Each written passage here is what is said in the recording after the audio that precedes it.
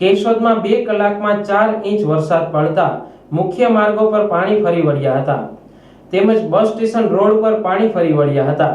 કેશોદ શહેર ગ્રામ્ય વિસ્તારમાં પાણી ઘૂસ્યા હતા અને ભારે વરસાદના કારણે વાહન ચાલકો મુશ્કેલીમાં મુકાયા હતા। મારું નામ છે કોટડિયા બિપિન। સવારથી વરસાદ પડે છે, શું છે? વરસાદ સવારથી પડે છે। અમારા કારખાનાની અંદર અત્યારે પાણી ગળી ગયા છે। લાકડો તણાઈને આવે છે અહીંયા આગળથી। હવે કેવી મુશ્કેલી કેવી પડે છે? મુશ્કેલી બહુ જ પડે છે। શું કરવું છે તંત્રએ? તંત્રએ આ પાણીનો નિકાલ વધારે થાય એવું કંઈક કામ કરવું જોઈએ। મારો ભોળાભાઈ શાકભાજી વાળા છે। અમારા ઝૂંપડામાં પાણી ગળી ગયું છે, અનાજ કરિયાણું બધું પલળી ગયું, ઘઉં ચોખા બધું પલળી ગયું છે। પાણી કેવું આવ્યું? પાણી ગળી ગયું, બોટમ પાણી ગળી ગયું ઘરમાં, અહીંયા સામે બાબા પાણી સામે। શું લોકો તંત્ર શું માંગણી કરવાની? અમારે આજે સાકાર મળે અમને આવડવા। મારું નામ અતુલભાઈ પાટીલિયા છે। આ કૃષ્ણનગરની અંદર પાણી બહુ ભરાય છે, કારણ કે અહીંયા પુલિયું છે એ સાંકડું છે, એને હિસાબે પાણી જઈ શકતું નથી અને આ દુકાનોમાં બધે પાણી અંદર ગળી ગયું છે। તો આ નાલાનો યોગ્ય નિકાલ કરે કે જે મોટું કરે તો પાણી ન જઈ શકે, તો તંત્રએ તે ધ્યાનમાં રાખી અને કામગીરી કરવી જોઈએ। અમને શું સમાચાર મળે છે? આસપાસની સોસાયટીમાં કેટલું પાણી હશે? શું વાત છે? આસપાસની સોસાયટીમાં બધાના ઘરમાં પાણી ગળી ગયું કૃષ્ણનગરમાં, અને અહીંયા ઉપર રોડ ટપી ગયો, આપણે વેરાવળ રોડ છે એ ટપી ગયું, એટલું પાણી આવ્યું છે કે નાલામાં જઈ શકતું નથી, એટલે રોડ ટપી ગયો અને બધાના ઘરમાં પાણી અત્યારે ગળી ગયું છે અને ઘર વખરી બધી ખરાબ થઈ ગઈ છે। શું તંત્રએ શું કરવું જોઈએ?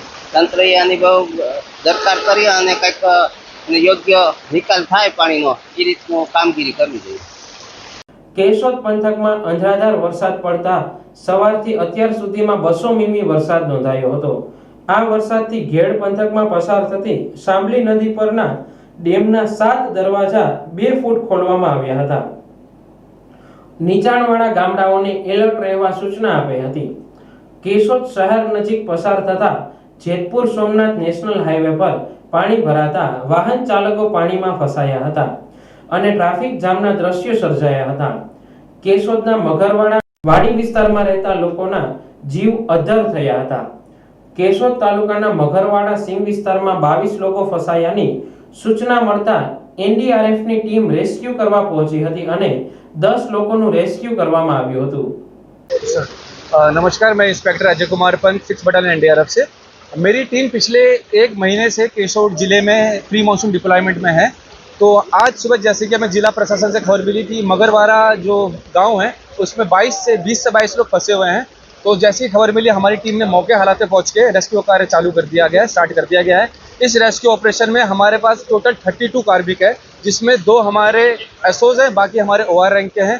साथ के साथ हमारे पास ओबीएम है बहुत सारी, हमारे पास 4 बोट है, हमारे पास बहुत सारे रेस्क्यू इक्विपमेंट है, साथ साथ हमारे पास 30 से 35 लाइफ जैकेट भी है। तो हमारे पास इनफ अभी सामान है कि लोगों को रेस्क्यू कराया जा चुका है और हम आगे भी ध्यान रखेंगे। जैसे ये मानसून अभी जाने का टाइम हो रहा है, तो ऐसी घटना चलती रहेगी, तो हमारी टीम हमेशा तत्पर है कि इसी तरह की सिचुएशन आती है उसमें रिएक्ट करने। अभी क्या हालचाल क्या है? अभी मॉर्निंग में जो पानी का स्तर था वो ज़्यादा था, क्योंकि रात से बारिश हो रही थी, मगर अभी रात की अपेक्षा सुबह की अपेक्षा थोड़ा पानी का लेवल कम है।